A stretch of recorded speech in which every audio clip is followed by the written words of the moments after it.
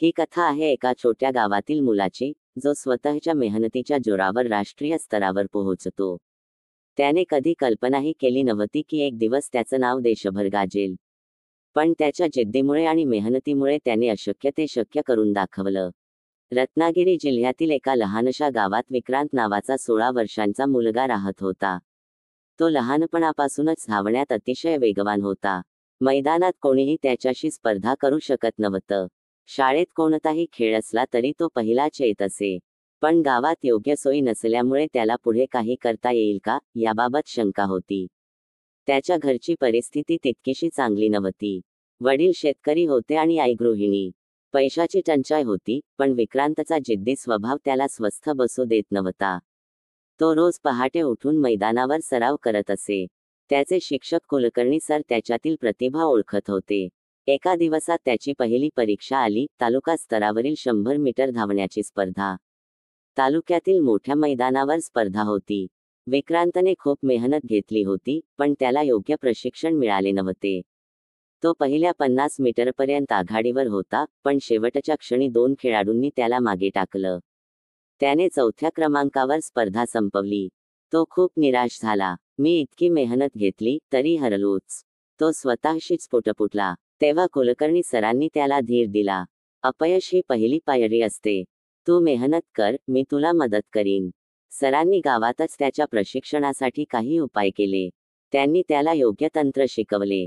आहार, धावण्याची पद्धत, वेग नियंत्रित करणे, या सगळ्यांचा सराव सुरू झाला.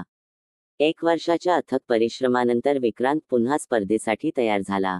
यावेळी तो अधिक सराव करून आला होता. जिल्हास्तरीय स्पर्धेत त्याने 100 मीटरमध्ये प्रथम क्रमांक पटकावला. तो आनंदाने उड्या मारू लागला. आता तो राज्यस्तरीय स्पर्धेसाठी पात्र ठरला होता. पण खरी लढाई अजून बाकी होती. राज्यस्तरीय स्पर्धेसाठी पुण्याला जावं लागणार होतं.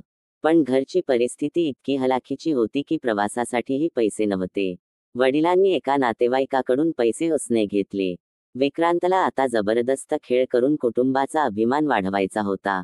पुण्याच्या मोठ्या स्टेडियममध्ये प्रवेश करताना त्याला भीती वाटली. त्याच्या समोर शहरातील चांगल्या प्रशिक्षण घेतलेले, उत्तम सुविधा मिळालेले खेळाडू होते.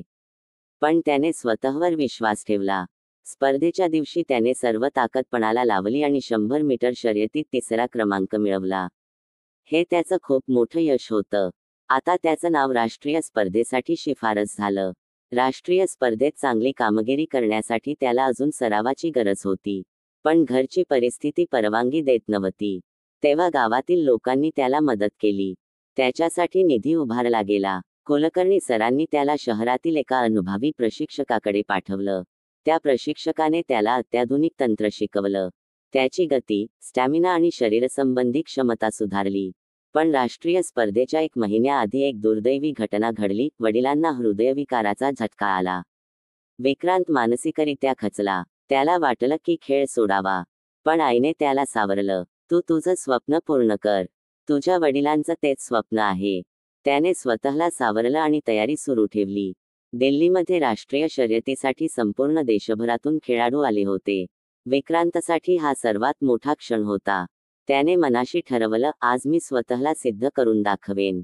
100 मीटर अंतिम शर्यतीत बंदुकीचा आवाज झाला आणि सर्व धावपटू भरधाव निघाले. विक्रांतने सुरुवातीपासूनच वेग धरला. शेवटच्या 20 मीटरमध्ये तो 3ऱ्या स्थानावर होता, पण शेवटच्या क्षणी त्याने अफाट वेग पकडला आणि प्रथम क्रमांक पटकावला. तो राष्ट्रीय विजेता ठरला. त्याच्या यशाची बातमी गावभर पसरली. त्याला आता आंतरराष्ट्रीय स्पर्धेसाठी निवडण्यात आलं. सरकारने त्याच्या शिक्षण आणि प्रशिक्षणाचा खर्च उचलण्याचं ठरवलं. गावातील त्या गरीब मुलाने आता देशासाठी खेळण्याचा मान मिळवला होता. तो दिवस उजाडला ज्या दिवशी त्याने आंतरराष्ट्रीय स्पर्धेत भारतासाठी कांस्य पदक जिंकले. त्याच्या मेहनतीचं फळ मिळालं होतं.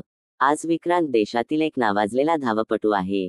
त्याने स्वतःच्या जिद्दीने आणि कठोर परिश्रमाने स्वतःचं भविष्य घडवलं. त्याची ही कहाणी लाखो युवकांसाठी प्रेरणादायी ठरली आहे. मेहनत आणि जिद्द असेल तर परिस्थिती बदलू शकते. अपयश ही फक्त पुढील यशाची पहिली पायरी असते. योग्य मार्गदर्शन आणि परिश्रम यामुळे काहीही शक्य आहे. विक्रांतची कहाणी आपल्याला शिकवते की शून्यातून शिखर गाठणे कठीण असलं तरी अशक्य नाही.